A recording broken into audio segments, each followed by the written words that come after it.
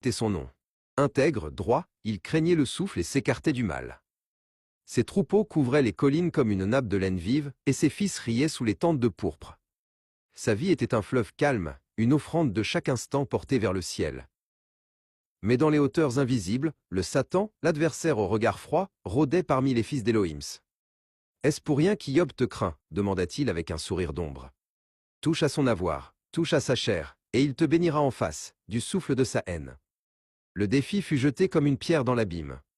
L'ombre s'étira sur la demeure d'Hiob. Le premier messager arriva, le souffle court, la peau brûlée par la panique.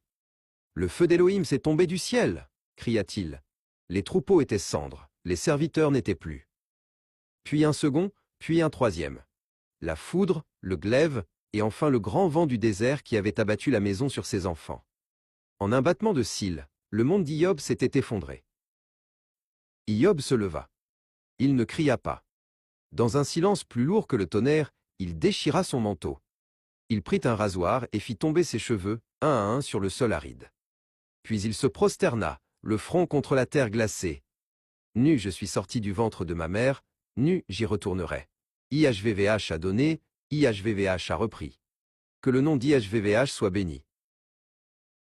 L'adversaire frappa de nouveau, insatisfait de la piété du malheureux.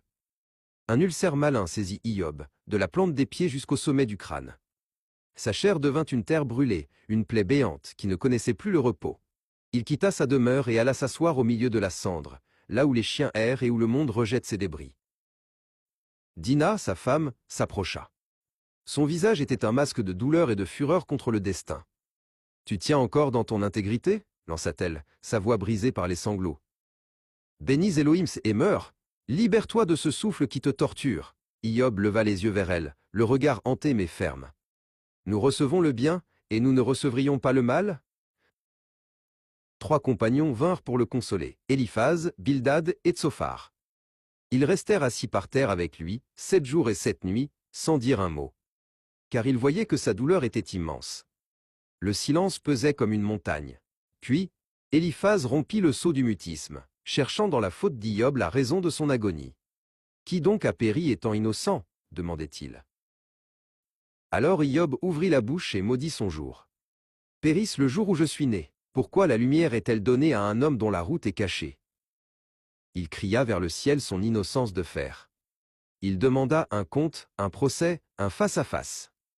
Son cri n'était plus une prière, mais un défi jeté à l'absence, une exigence de vérité au cœur du néant.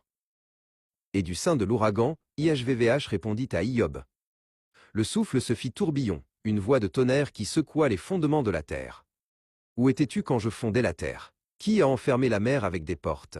La majesté de la création défila devant les yeux d'Hiob, les monstres des abîmes, les constellations de feu, le déploiement sauvage de la vie qui ne répond à aucune loi humaine. Hiob comprit. Sa douleur n'avait pas disparu, mais elle s'était fondue dans l'immensité du tout. Il vit que son regard était trop étroit pour embrasser le dessein du vivant. « Mon oreille avait entendu parler de toi, mais maintenant mon œil t'a vu, » murmura-t-il. Il se tut, déposant sa plainte. Sur la poussière et la cendre, il trouva enfin la paix, une paix plus profonde que le bonheur perdu.